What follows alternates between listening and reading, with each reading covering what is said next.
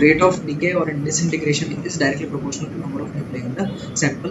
तो इसका सीधा सा ये सिंपल सा मतलब निकल सकता है क्या कि rate of DK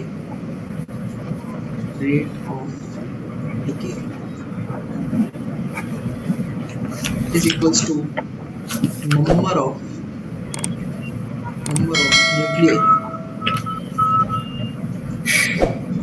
nuclei upon time।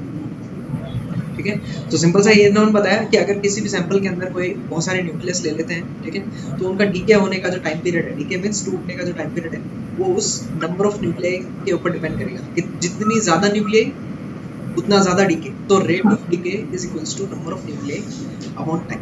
ठीक है, तो इसको अगर मैं ऐसे लिखना चाहूँ कि नंबर ऑफ न्यूक्लियाई, तो इसको क्या मैं अगर स्मॉल न्यूक्लियर लेना चाहूँ तो क्या मैं डी एन लिख लूँ,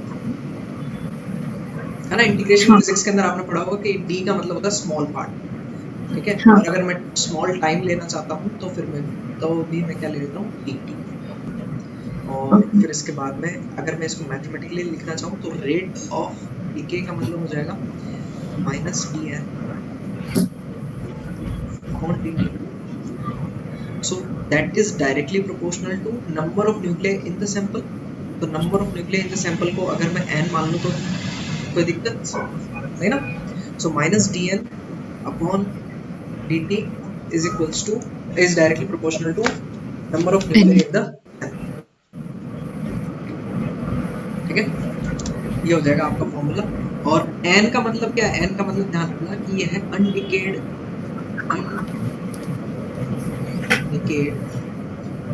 न्यूक्लियर।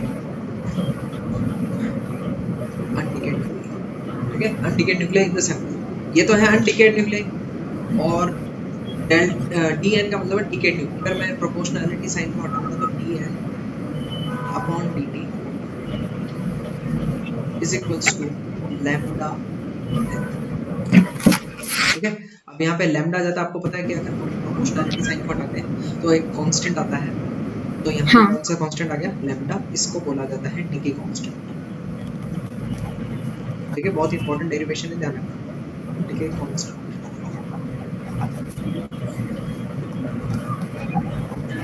और इसको क्या बोल सकते हैं, रेडियो एक्टिव कांस्टेंट भी बोल सकते हैं।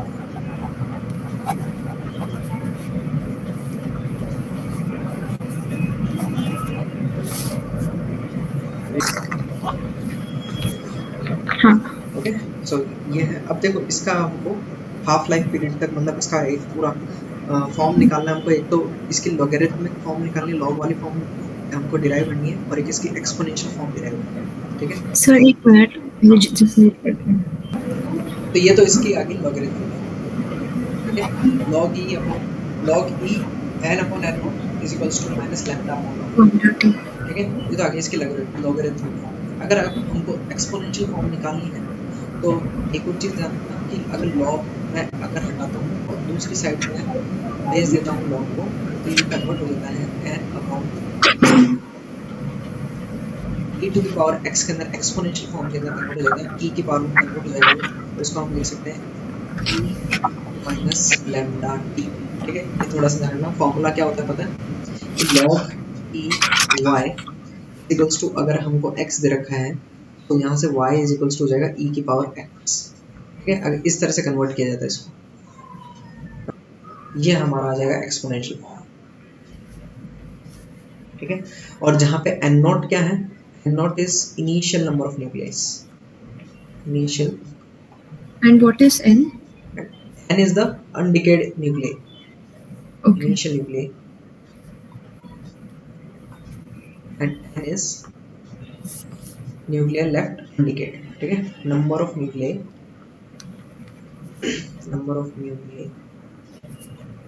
left undecayed।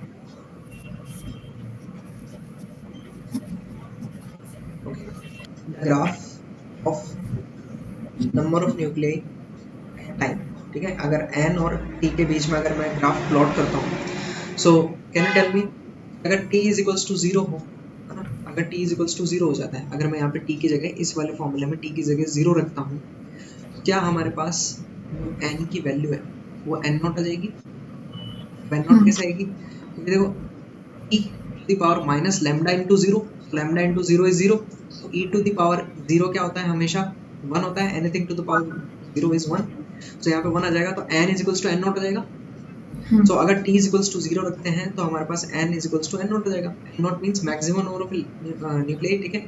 अगर मैं यहाँ पे जो मैक्सिमम पॉइंट है यहाँ पे n नॉट लिख देता हूँ, टाइम के साथ साथ जो है नंबर ऑफ न्यूक्लियाई डीके होते जाएंगे, तो इसका ग्राफ जो है वो इस तरह से बन जाएगा, थोड़ा सा ध्यान रखना। और अगर time is equals to infinite अगर हमने ले लिया, इनफाइनाइट लेंगे तो n इज इक्वल्स टू क्या हो जाएगा, टेंड्स टू 0, ठीक है, ये टेंड्स टू 0 जाएगा, n 0 हो जाएगा, मतलब कि कोई भी न्यूक्लियाई नहीं बचेगा। अगर सारे डीके हो गए तो 0 बच जाएगा ना यार, हाँ, अगर सारे डीके हो गए तो 0, फिर ये टेंड्स टू 0, ठीक है। देखो इसलिए ग्राफ जो है वो 0 की तरफ जा रहा है, ओके है ना। ये define decay constant, DK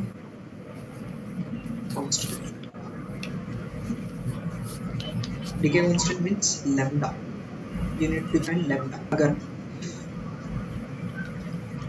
if t is equals to 1 upon lambda, if t is equals to 1 upon lambda अगर मैं लेता हूँ, then n is equals to, इस वाले फॉर्मूले में पुट करेंगे हम, ठीक है, ऊपर वाले फॉर्मूले, इस वाले फॉर्मूले में 1 upon lambda की वैल्यू अगर पुट करते हैं तो n is equals to n naught e minus lambda into 1 upon lambda, right.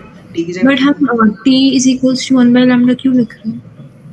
मैं define, because I need to define decay constant, मुझे डीके कांस्टेंट डिफाइन करना है, ओके, डीके कांस्टेंट क्या होता है अभी पता पड़ जाएगा हमने 1 अपॉन लैम्डा क्यों लिया, ठीक है। 1 अपॉन लैम्डा अगर मैं लेता हूँ तो लैम्डा से लैम्डा कैंसिल, हाँ, सो क्या हमारे पास n is equals to n naught e to the power minus 1 आ जाएगा, हाँ, तो क्या हमारे पास n naught e to the power को मैं क्या 1 अपॉन e ले सकता हूँ, e to the power minus 1 means 1 upon e।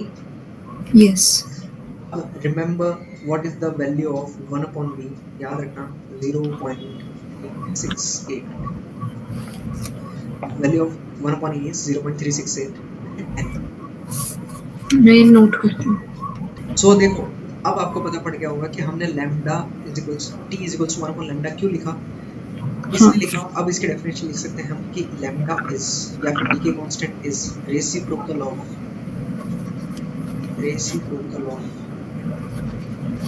time in which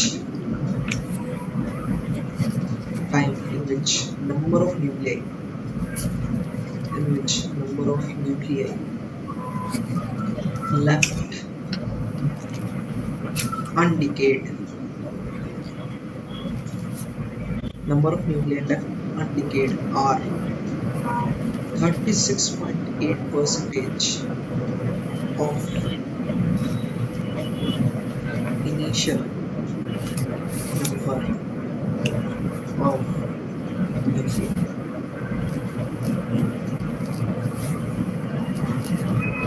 DK constant define करना तो 1 upon lambda ले लें, t is equals to, ठीक है। So see can I write lambda is equals to 1 upon t, है ना, तो एक दूसरे के रेसिप्रोकल हो गए वो। So lambda is reciprocal of time in which number of nuclei left undecayed are 36.8% of initial number। देख लो यहाँ पे रिलेशन आ रहा है ना इसके बीच में कि n हमारे को कितना आ रहा है, n is equals to की वैल्यू कितनी आ रही है 0.368 n naught means initial nuclei, है ना, और n means the number of nuclei undecayed, उसके बीच में और उसके इसके बीच में कितना रिलेशन आ रहा है 36.8% का इनिशियल रिलेशन आ रहा है ना। तो इस